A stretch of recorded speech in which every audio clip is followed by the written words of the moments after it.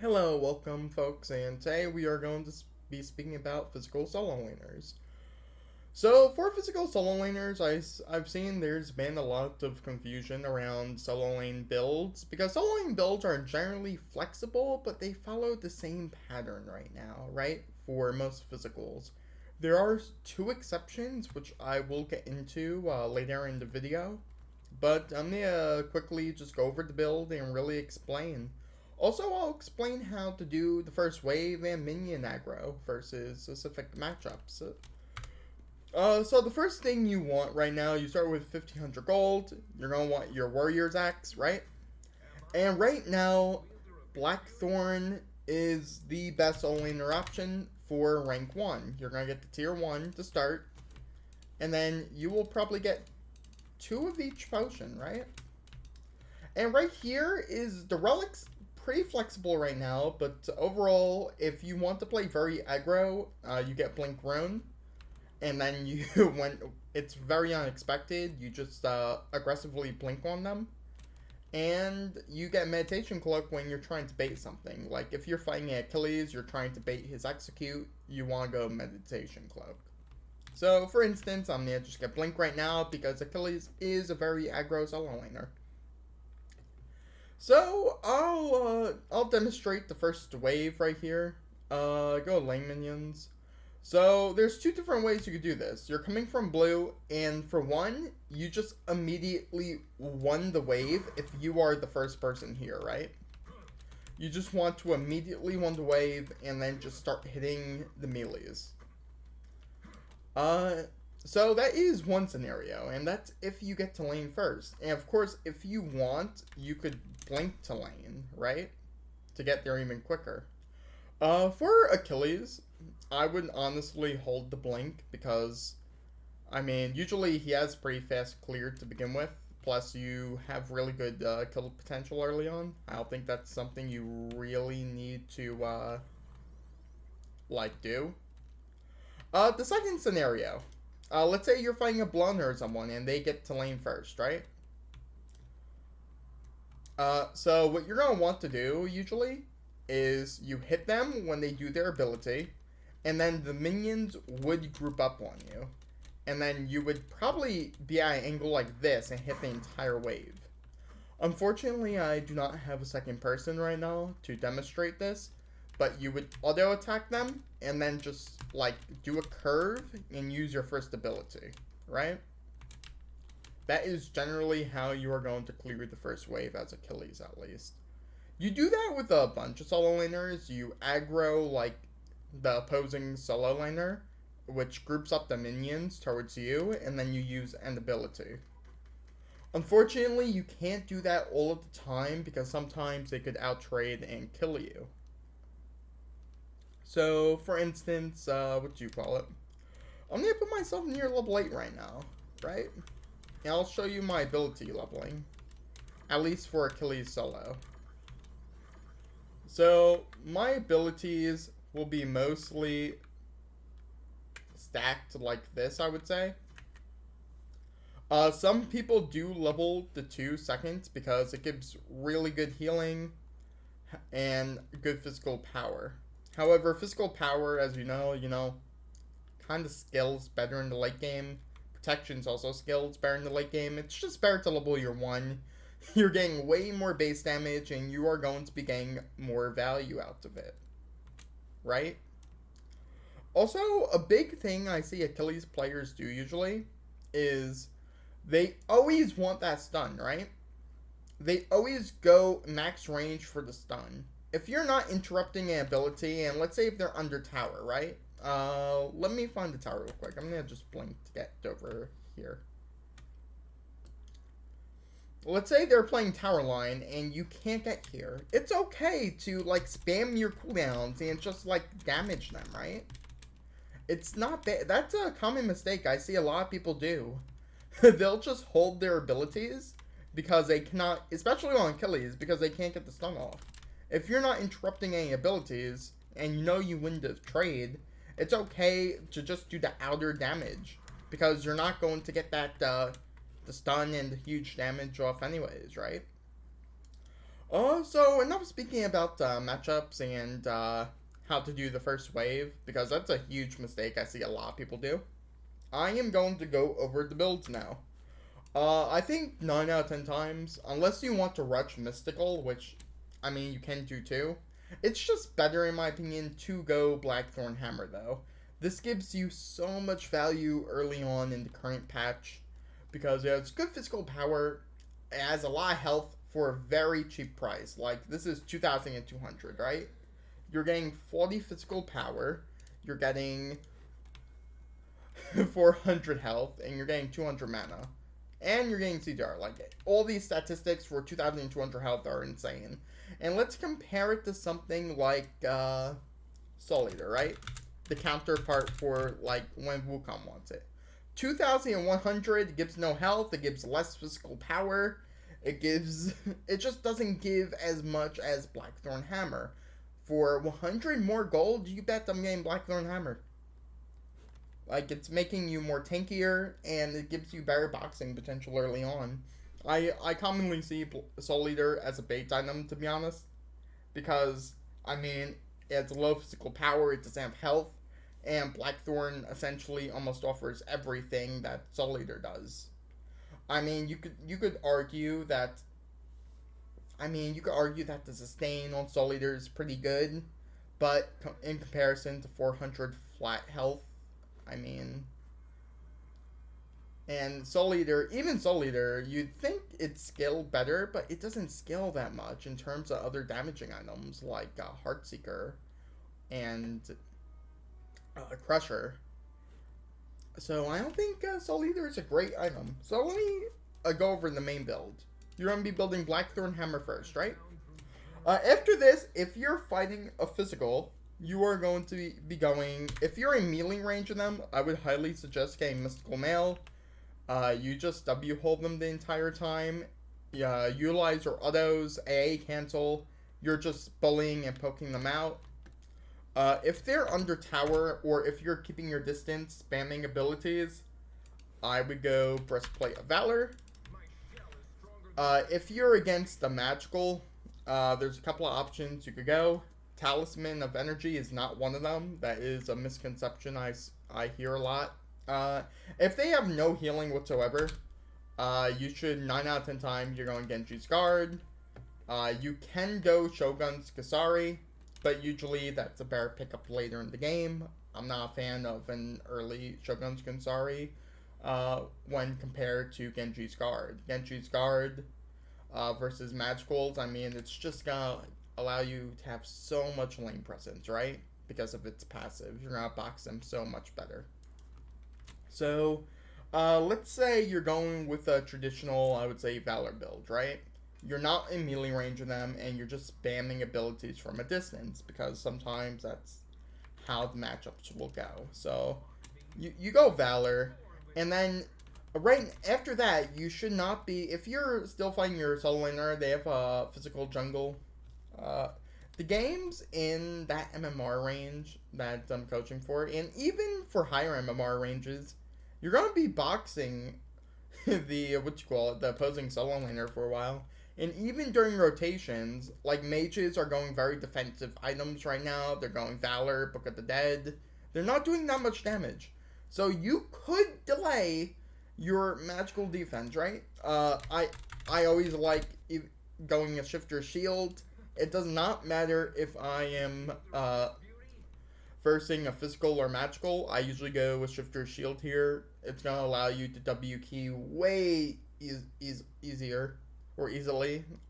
And usually I would go Mystical Mail in this slot, like Breastplate Mystical Mail. But recently, after doing some mathematics, Shifters is just better in this slot 9 out of 10 times. So you're either going Mystical Shifters, or Breastplate Valor Shifters, or Genji's Guard Shifters. So, those are things to consider. Also, I forgot to say something about the magical matchups. Sometimes, instead of Genji's Guard, if you are against Cerberus or someone with high sustain, you are going Pestilence. Like, you need a Pestilence in this slot ASAP if they have any form of high sustain on magical. So, do not be mistaken. After you get shifters here, you 9 out of 10 times you opt for Bulwark of Hope, right? So Bulwark of Hope, really good magical defense item. You're gonna be tanking magicals way better. And once you drop below a certain threshold of health, you get a gigantic shield, which will be very beneficial towards magicals and physicals. It's gonna allow you to W key way quicker, and it is the best option for this slot, always. At this point in the game, you're gonna probably be upgrading your starter item. Sundering is better 9 out of 10 times. Let me put myself level 20 for a second. So, let's say you did your abilities. You want Sundering. 9 out of 10 times, or 10 out of 10 times. I don't think Heroes is good. I apologize for all the Hero fanatics, but you want Sundering Axe right here, right? If you're W keying the back line, you're just getting so much off of Sundering. You're restoring so much of your health, and you already have so many defensive options. Now, say hypothetically, your last item is very situational. So, hypothetically, let's say if you're getting CC chained, like drastically. A lot of people say Magi's, but on solo laner, you could get away with just going Mantle. I would recommend the Mantle for the last slot if you are getting CC chained. If you are not getting CC chained, and if they have any form of crit on their team, you are going to want to pick up a Spectral Armor. So if you see crit on the enemy team, you want a Spectral Armor. Another thing that you could go for a more offensive start, I did some of the math on it, and the numbers kind of change. Sometimes Heartseeker wins, sometimes Crusher wins. But in this spot, you could go offensive item, and some good offensive items are you go Heartseeker here. If you don't have the gold for it, you could go Crusher. And if they have healing, I mean, you could actually still go Brawlers if no one on your team has Brawlers. Honestly, I mean, your jungler should be physical, should have Brawlers. If your jungler is playing someone like Kali, I mean, you could technically last a lot. You could still pick up a Brawler's beat stick, right? So this is mostly, I'm gonna just say, like, a lot of people are getting crit right now, so let's say this is your overall build, right? So for the late game, if there's any items you want to replace, I mean, there are 2 items that you could replace for Mantle. Let's say it gets to that point in the game, you could either replace your Blackthorn Hammer or your Burstwave Valor with Mantle, right? But 9 out of 10 times that, like, you're not getting that far into the game, and sometimes it's better to just opt for a 3k potion. As a solo laner late game, your job is to be just diving their backline, right? You want to harass and bully their ADC, their mid lane, and in some cases you want to poke and try to get their jungler out to fights before he initiates with Blink or before he tries to clean up. But a good jungler is not going to let you near him, so you want to prioritize on diving the ADC and the mid laner in FG fights. Also, a big thing in FG fights, let's say you're ahead, your team killed around 3 people and you're zoning. You should have some wards set up near fire, and you should be, without a conquest map, it's pretty hard to show. However, you should be zoning around the chokes of the fire giant. Usually a good place to ward is near the mid lane to see if anyone's nearby on that choke near the fire giant, if you know what I'm saying. And then you just zone the other area near blue and the back harpies, right? The only other way they could go is towards lane, the solo lane. However, if you are watching properly, if you have everything properly warded, you should catch them out.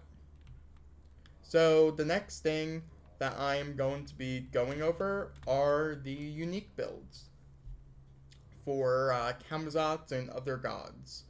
So let's pretend Camazotz for a second, right? On Camazotz, you're still going Blackthorn Hammer. Blackthorn Hammer is an amazing item. You are 9 out of 10 times you're going to be building it. However, you are also going to be building slightly different. You're going to be Transcendence and Cadia Shield. This is going to be your core build right here. Blackthorn, Trans, and Cadia Shield. Because, I mean, Camazotz scales pretty well in comparison to other solo laners. He likes to bully and harass his laner by poking them continuously. For Camazotz, you want to hit your abilities. He's actually a harder solo laner to play usually, which is why I don't recommend him a lot for new players. These two slots are situational. It depends how the game's going. Like, if it's a pub stomp, you could really build anything. Honestly, you could even build a Serrated, but usually you're gonna want to build like a Bulwark and Bulwark, Mantle, Bulwark, Heartseeker. It really depends on the game, right? So that is very situational. You could build really any situational item. Another one you could, if you dislike going Shifter Shield, there is also another option. Let me go back to the primary build where we're building, you know what, I'll put Mystical because Mystical and Valor are interchangeable.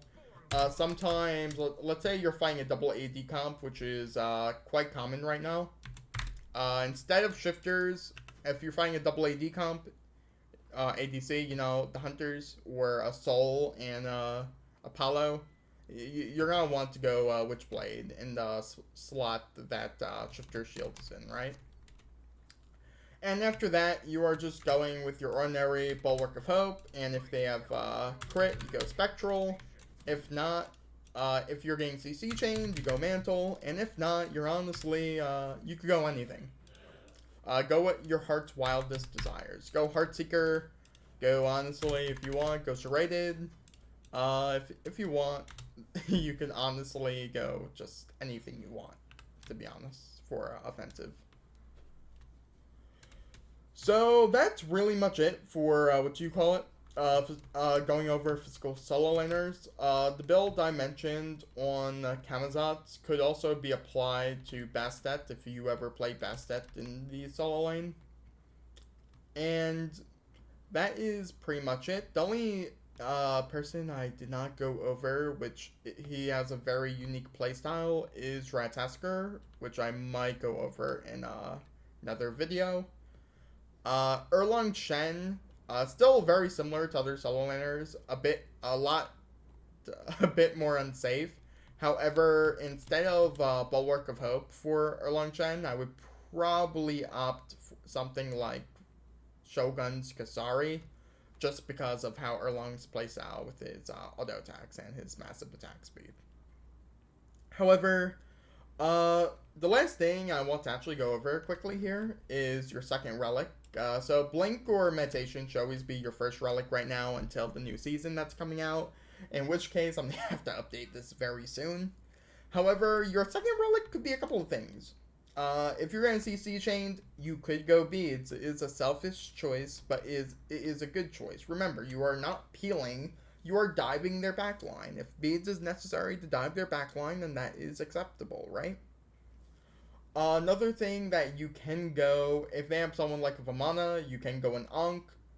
If they have an Odin, you can go a Phantom. And honestly, I wouldn't say Belt of Frenzy. I think that is the support's job to grab a Belt of Frenzy to burn objectives if he'd like. However, your second one, if you got Blink here, you could still go Meditation. Not that great. I personally wouldn't. I would opt for Sprint, Curse Ankh in some situations, and Beads. I don't think you are getting Shield of Thorns. You're not getting Horrific. You're not getting Aegis. You're not getting Magic Shell or Bracer of Radiance. You're never getting those. The most common one, I'd say, which is pretty good, is you are getting probably Sprint second. It's a really good initiation to just W key people. So that is it really for my video. The only thing I'd like to say is on what you call Achilles, you also want to switch his stance near level 14, and that is really it, I would say. Near level 14 to 16. Some people even do it a bit sooner at like 11, level 11, 12. But anyways, if you like this video, leave a thumbs up, send me a comment, and I hope you have a good day. Adios.